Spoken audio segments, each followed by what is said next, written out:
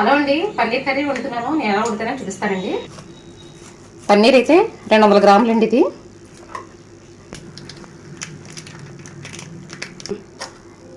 200 గ్రాములు పన్నీర్ అండి. దీన్ని అయితే ఒకసారి కడిగేసుకుందామండి. ఇవైతే చిన్న చిన్న ముక్కల కింద కట్ చేసుకుందాం. మరీ పెద్ద ముక్కలు అయితే కట్ చేసుకోకూడదండి. ఉల్లిపాయలు టమాటాలు మిక్సీ పట్టేసానండి. ఆయిల్ పోసుకుని పన్నీర్ ముక్కలు అయితే వేయించేసుకుందాం. ఒకసారి ఆయిల్ పోసుకుని పన్నీర్ ముక్కలు అయితే వేయించుకోవాలండి. లైట్గా గోల్డెన్ షేడ్ వచ్చేంత వరకు వేయించుకోవాలి పన్నీరు. ఇవి ఈ విధంగా వేపుకుంటే సరిపోద్దండి. మరి మార్చినట్టు వేపుకోకూడదు. ఇలా వేపితే సరిపోద్ది. ఈ పక్క తీసుకుందాం. ఇందులో ముందుగా జీడిపప్పు వేయించుకుందామండి. జీడిపప్పు అయితే వేసేయండి.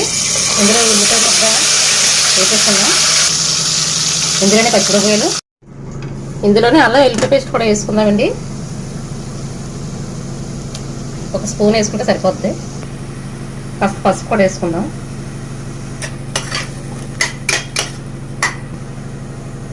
ఇందులోనే ధనియాల పొడి, జీలకర్ర పొడి ఒక స్పూన్ వేస్తున్నానండి. గరం మసాలా పొడి ఒక స్పూను. ఈ మసాలాలన్నీ కలిపి మగ్గితేనే బాగుంటుందండి. ఏ కూరైనా సరే ఇవి బాగా మగ్గించుకోవాలి. ఇందులోనే కారం కూడా వేసేస్తాను. 2 స్పూన్లు కారం వేస్తున్నానండి. ఇవైతే ఆయిల్ పైకి వచ్చేంత వరకు కూడా మగ్గించుకోవాలి. బాగానే మాడకుండా చూసుకోవాలండి. ఇదిగోండి ఆయిల్ అయితే పైకి వస్తుంది. ఉల్లిపాయ అయితే ఎగిపోయినట్టేనండి. ఇందులో ఈ ముక్కలు కూడా వేసుకుందాం. పన్నీర్ ముక్కలు ఈ విధంగా వేపుకోవాలండి. మరీ డార్క్గా వేసుకోకూడదు. ఈ మసాలాలోని ఈ పన్నీర్ ముక్కలు కూడా బాగా మగ్గించుకుందామండి. పన్నీర్ అయితే బాగా మగ్గిపోయిందండి. ఇందులో కొంచెం వాటర్ అయితే వేసుకుందాం. వాటర్ అయితే ఎక్కువ వేసుకోకూడదు, కొద్దిగా వేసుకుంటే సరిపోద్దండి. ఇందులో జీడిపప్పు పేస్ట్, కొబ్బరికాయ పేస్ట్ నేను అటువంటి వేయలేదండి.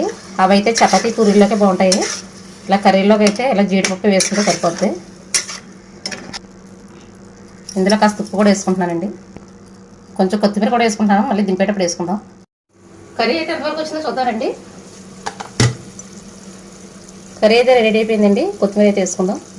ఇలా ఆయిల్ పైకి వచ్చేంత వరకు కూడా మగ్గించుకోవాలండి కూర.